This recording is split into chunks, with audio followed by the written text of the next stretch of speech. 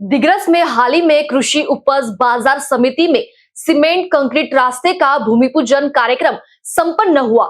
इस कार्यक्रम में सांसद संजय देशमुख ने भूमि पूजन कर अपने जाने माने अंदाज में दिग्रस शहर से संबंधित विभिन्न विषयों पर टिप्पणी की। दिग्रस शहर में बीते शनिवार को कृषि उपज बाजार समिति में भूमि पूजन कार्यक्रम में सांसद संजय देशमुख मंच पर खड़े हुए और बोलने लगे। तब उन्होंने उपस्थित मान्यवरों के साथ अनेकों कार्यकर्ताओं के नाम पढ़ना शुरू किए। उपस्थितों के नामों की लंबी चौड़ी फहरिस्त पढ़ने के बाद जब उन्होंने इसका कारण बताया तब उपस्थित सभी लोग हंस पड़े।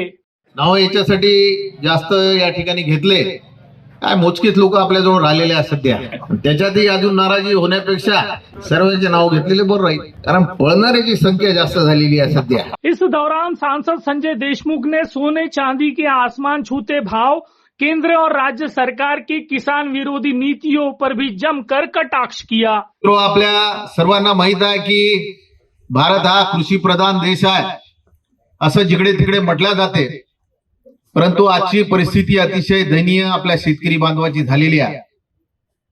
आता आपला भारत देश व्यापारी प्रधान देश झालेला आहे, पुढारी प्रधान देश झाला आहे, अधिकारी प्रधान देश झालेला आहे। शेतकऱ्याचा कोणी वाली राहिला नाही अशी खरी परिस्थिती आज वास्तविकता आपल्या सर्वात समोर आहे। म्हणजे सोन्याचे भाव जर तुम्ही पाहिले तर कुठं गेले, आणि कापसाचे भाव 10,000 रुपयाने कापूस कधी विकल्या गेला होता ते आज 8 आणि 8,500 रुपयाने या ठिकाणी कापूस विकल्या जाते। परंतु या देशाचे पंतप्रधान, या देशाचे कृषी मंत्री, या देशाचे या राज्याचे मुख्यमंत्री, या राज्यात 2-2 उपमुख्यमंत्री आहेत, परंतु कधी शेतकऱ्याच्या प्रश्नाच्या संदर्भात त्यांच्या मालाला योग्य भाव मिळाला पाहिजे असं यांना अजूनही सुचलं नाही। इकडे सोन्याचे दर आता गरीबाचे आणि सोन्याचा काही संबंध राहिला नाही। इसके अलावा सांसद संजय देशमुख ने सत्ताधारियों पर घटना और संविधान के नियमों का उल्लंघन कर हर चीज में अनावश्यक रूप से राजनीति कर पक्षपात करने और विरोधी दल के सांसद को निधि से वंचित रखने का भी आरोप लगाया।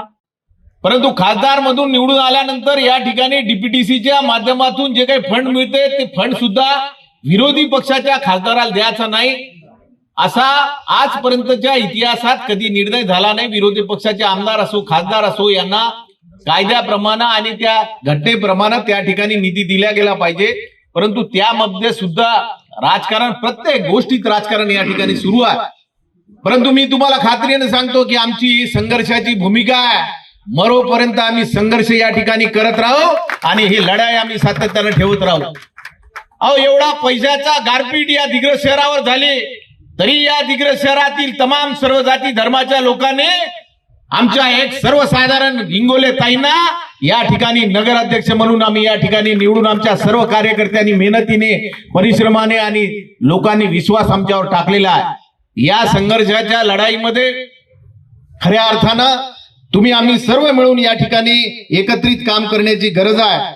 आणि कृषी उत्पन्न बाजार समितीच्या बाबतीत सुद्धा आपल्या सर्वांना माहिती आहे की या ठिकाणी आपल्या फार्मर प्रोड्युसर कंपनीच्या माध्यमातून बाजार समितीला खाद्य आपल्या धान्य खरेदीचा निर्णय सुद्धा आपण केला पाहिजे आणि फार्मर प्रोड्युसर कंपनीला सुद्धा त्या ठिकाणी लायसन आपण दिलं पाहिजे आणि त्यांनी सुद्धा मालाची खरेदी केली पाहिजे। अशा प्रकारचं काम सुद्धा आपण या ठिकाणी सुरू करण्याचा प्रयत्न करणार आहोत। इस कार्यक्रम में सांसद संजय देशमुख ने बातों बातों में दिग्रस शहर तथा परिसर में बीते वर्ष ठगबाज प्रनीत मोरे के जनसंघर्ष घोटाले और शिक्षक गिरीश दूधे और उसके साथियों द्वारा हाल ही में किए गए शिक्षक और कर्मचारियों के साथ करोड़ों रुपए के अपहार पर प्रत्यक्ष रूप से टिप्पणी करते हुए जनता को लालच में न आने की हिदायत दी। आपल्या दिग्रसमध्ये अशी प्रथा लागलेली आहे, कोणी या, कोणी बँक काढा, कोणी लुटून टाका, कोणी मास्तर येऊन राहिले लालचीत टाकून राहिले, तुम्हाला 18% पैसे देतो, इतके देतो, मास्तर लोकही लुटल्या चालले।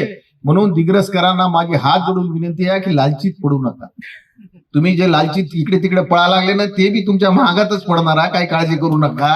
तुम्हाला वाटून राहिला आता आपलं तिकडे काहीतरी भजन जमवलं, काहीच नाही तिकडे, भजन पोयाशिवाय तिथेही काही नाही आहे।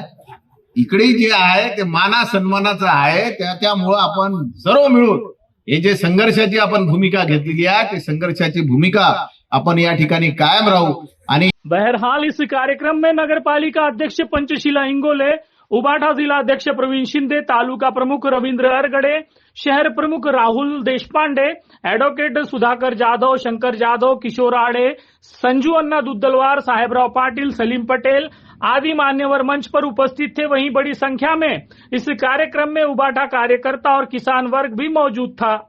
भूमि पूजन का यह कार्यक्रम तो शानदार रहा, लेकिन इस दौरान इस विकास कार्य का ठेका एक शिक्षक को दिए जाने की खुसफुसाहट भी जोरों पर थी।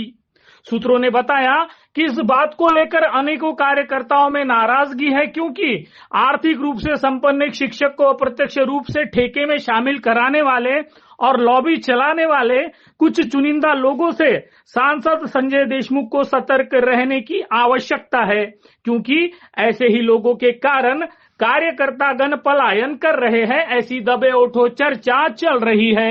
NBCN न्यूज के लिए दिग्रस से जुबैर खान।